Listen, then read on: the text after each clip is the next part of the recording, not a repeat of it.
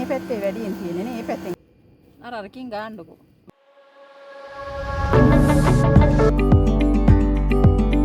සුබ දවසක් ඔයාලාට.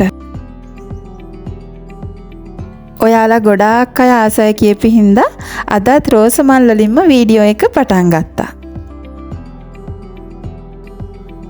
මේ තියෙන්නේ අපේ වතුයායේ පර්සනල් ගාඩන් එකේ මැද මිදුලක්.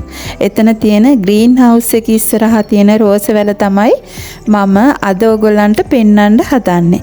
ඉතින් ඈතට මෙහෙම තිබුණට මෙතන රෝස මල් ඒ කියන්නේ රතු රෝස පිරීලා තියෙනවා. ඒ නිසා අපි ළඟට ගිහිල්ලා තව වැඩිපුර බලමු කොහොමද මේකේ ලස්සන කියලා.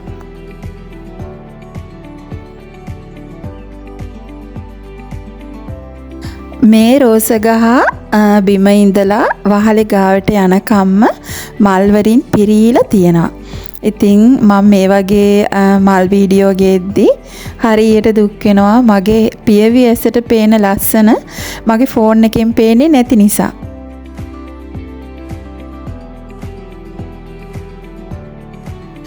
සාමාන්‍යයෙන් රෝස ගහක ආයු කාලය අවුරුදු 15ක් 30ක් අතර වගේ වුණාට මේ රෝස මල් අවුරුදු ගණනාවක් තිස්සේ ඊටාම හොඳින් නඩත්තු කරන නිසා බොහෝ කාලයක ඉඳලා මේ විදිහට ලස්සනට මල් පිපෙනවා හැම වසන්ත කාලයකම. ඊළඟ වීඩියෝ එකෙත් අනිවාර්යයෙන්ම වෙනස්ම විදිහේ රෝස මල් ටිකක් ඕගොල්ලන්ට පෙන්වන්නම්. දැන් අපි යමු අද මොනවාද කරන්න කියලා බලන්න.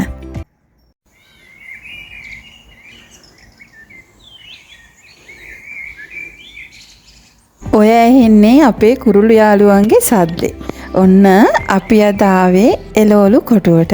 එළවලු කොටුවට ආවේ පළතුරක් කඩන්න මුලින්ම. ඔය පේන්නේ අපි දෙන්නගේ මිදිවැල. මොකද දන්නවද? අපි ඉන්නේ ලොකු මිදිවතු යායක වුණාට ඒ ගොඩාක් මිදි රතු අයින් හදන්න ගන්න අර දම් පාට මිදි වර්ගය. ඒ වුණාට මේක හරිම රස කොළ පාට මිදි වර්ගයක්. අද අපි හදන්නේ මේකේ තියෙන මිදි පළදාවක් නෙලා ගන්න. වීඩියෝ කරන ගමන් ඒක කරන්න බැරි නිසා වෙනද වගේම වැඩ කර ඉඳලා මගේ මහත්තයා ඇවිල්ලා ඒ ටික මට කපලා දෙනවා. ඉතින් අනිත් එක කියන්න ඕනේ මේ වීඩියෝ එක මං ගත්තේ සීත කාලේ පටන් ගත්තා. ඒ කාලේ මගේ තිබ්බ අසනීපයි අර මං කලින් වීඩියෝ එකක කියපු හේතුයි නිසා මට මේ වීඩියෝ දාන්න උනේ නැහැ. ඒ වුණාට මං හිතුවා මේවද ඔයගොල්ලන්ට පෙන්වන්න ඕනි කියලා. මෙහි තියෙන ලොකු මිදි වතු වල තියෙන මිදි පොකුරු තරම් මේවා ලොකු නැහැ. ඒ වුණාට මේ මිදි එක හරිම රසයි. පොඩ්ඩක්වත් ඇඹුල් නැහැ.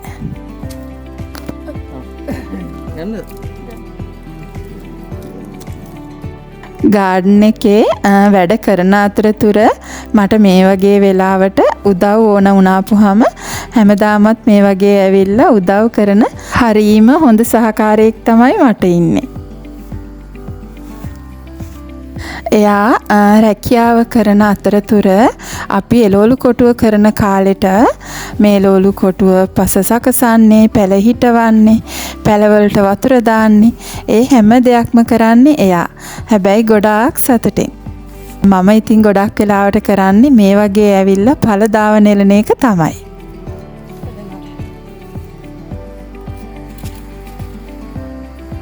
ඉතින් මං ඔයාලාට කිව්වනේ මම මේ ඇවිත් ඉන්නේ එළවලු කොටුවට කියලා.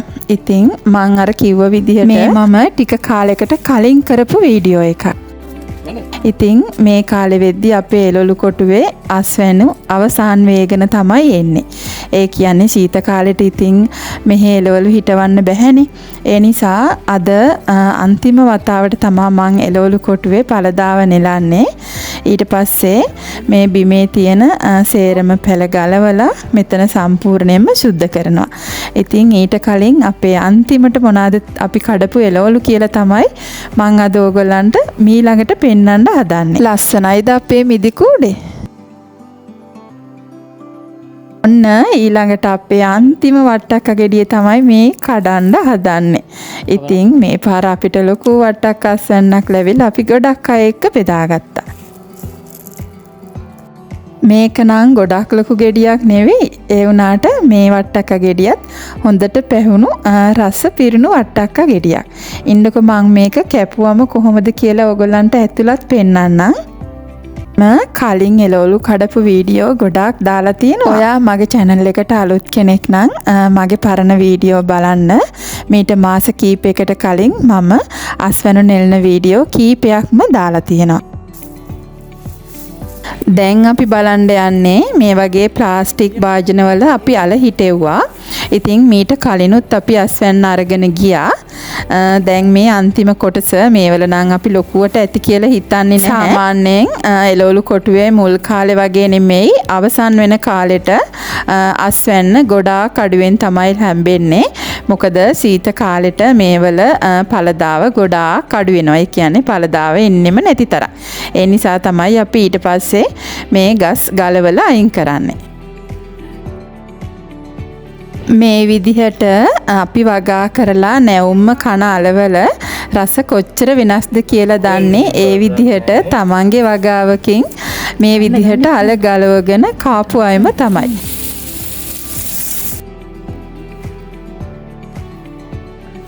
අල කිව්වට ඔයාලා බලනවා ඇති මේ මොනාලද කියලා මේ අර්ථාපල්.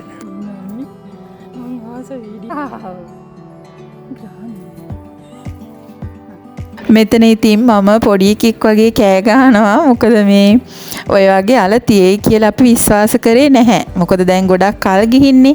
ඒ වුණාට ඒ වලින් හම්බෙද්දි මාර සතුටුයි. ඒ සතුටට එක හේතුවක් තමයි මේ අල සාමාන්‍යයෙන් අර වගාවලට දාන බීජ අල වලින් හිටවපු ඒවා නෙවෙයි. මේ අපේ ගෙදර ගෙනල්ලා කාලයක් තියෙද්දි පැලවුණාපුවම ඒවා ගිහිල්ලා හිටවපු ඒවා. ඉතින් අපි හිටවන්න හිටියෙත් නෑ. උනාට අහම්බෙන් වගේ තමයි මේවා කරේ. විදිහට අපි කොහොම හරි අල ටිකක් සෑහෙන්ට එකතු කරගෙන ඊට පස්සේ බැලුවා තව මොනවාද ඉතිරි වෙලා තියෙන දේවල් කියලා. මං කිව්වනේ මං අන්තිම පාරට තමයි අද එන්නේ කියලා. ඔන්න ඒ නිසා තියෙන මොන හරි එකතු කරගෙන යන්න තමයි බැලුවේ. ඉතින් එළවලු කොටුව මේ වෙද්දි මෙන්න මේ විදිහට ශීත නිසා ගොඩාක් අතු වේලිලා පැල මැරිලා ගිහින් තමයි තිබුණේ.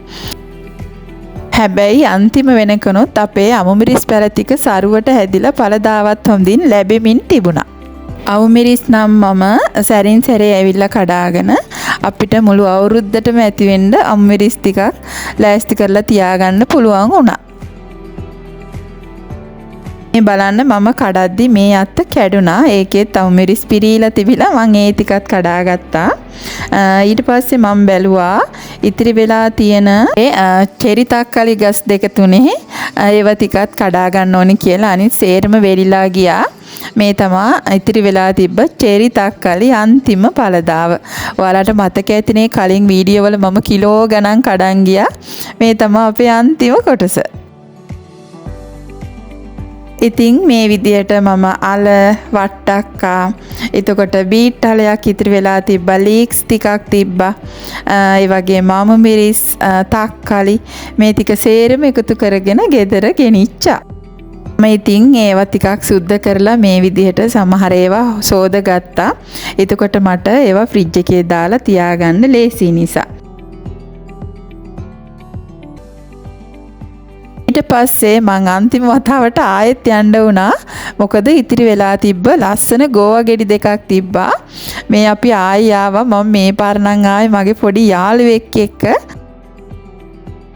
මොකද අපි දෙන්න තමා මේ දෙක බෙදා ගන්න හදන්නේ. ඉතින් ලස්සනයි නේද අපේ අන්තිම වතාවටත් හැදුණු ගෝවා. එයාට නම් හරීම සතුටුයි මම මේ දුන්නු තෑග්ගට. එයා ඔය මට ස්තුති කරනවා. ඒ වගේම මට කියනවා ඒක හරි ලස්සනයිලු මලක් වගේලු. ඉතින් මේ විදිහට අපේ අන්තිම ගෝවා ගෙඩි දෙකත් කඩාගෙන මේ ආනං භාෂාවල් දෙකම මික්ස් කරලා තමයි කතා කරන්නේ. මේ විදිහට අපි දෙන්න අපේ වගා බිමට සමුදුන්න අන්තිම ගෝවා ගෙඩි දෙකත් කඩාගෙන. ඉතින් ඔය අතරතුර වත්තේ පිපිලා තිබුණු ලස්සන මල් ටිකත් පෙන්නන ගමන් මට හිතුණා ඕගොල්ලන්ට කියන්න දැන් ඉස්සරහට ඉතාලියට එන්නේ ලස්සන වසන්ත කාලේ. ඉතින් ඒ නිසා මල් වලින් පිරෙන කාලයක් තමයි එන්නේ. ඔයාලා ආස විදිහේ හැම මල් జాතියක්ම වතුයායේ පුරාම තියෙනවා. මේ දවස්වල නම් ඩේසි මල් යායට පිපිලා තියෙනවා. ඉතින් ඒ වගේම අනිත් මල් වල අපේ වතුයායේ තියෙන ලස්සන තැන්වල වීඩියෝ එකක් අරන් ආයි ඉක්මනින්ම එන්න. බලන් ඔන්න අහන් ඔන්න ඔයාලා හැමෝටම ගොඩාක් ස්තුතියි.